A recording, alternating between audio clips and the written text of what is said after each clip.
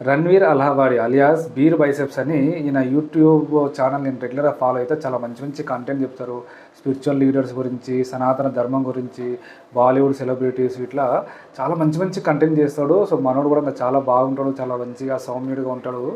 కానీ నిన్న Indian latent show అని ఒక షో జరిగిందంట. అందులో చాలా గలీజ్ మాటలు మాట్లాడినట్టు. అది ఏం షో అంటే ఒక dark comedy, black comedy, adult comedy అని అంటారు కదా, అట్లాంటి షో అది. దాని షోకి ఈయన గెస్ట్కి వెళ్ళిండు. గెస్ట్కి వెళ్ళి మనోడు ఏం మాట్లాడిండు, పేరెంట్స్ గురించి, పేరెంట్స్ మధ్యలో సెక్స్ గురించి చాలా అంటే చాలా గలీజ్గా మాటలు మాట్లాడిండు. నేను షాక్ అయినా. నేను షాక్ అయ్యంటే నాలాంటి వాళ్ళు 18 మిలియన్ల పీపుల్ ఆయనకు సబ్స్క్రైబర్స్ ఉన్నారు. యూట్యూబ్లో చాలా పెద్ద ఫాలోయింగ్. సో ఎందుకు ఇంత గలీజ్గా మాట్లాడిండు, ఇంత మంచి కంటెంట్ చేసేటోడు, స్పిరిచువల్ లీడరు, ఇట్లాంటి మాటలు మాట్లాడడం అయితే అస్సలు తట్టుకోలేకపోతున్నాం.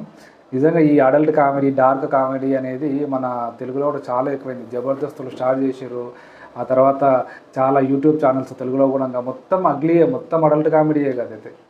సో దీన్ని అంతటా కూడా ఆపాలి గవర్నమెంట్. ఈ అడల్ట్ కామెడీని, డార్క్ కామెడీని చేసే వాళ్ళందరినీ ఆపాలి, అరెస్ట్ చేయాలి.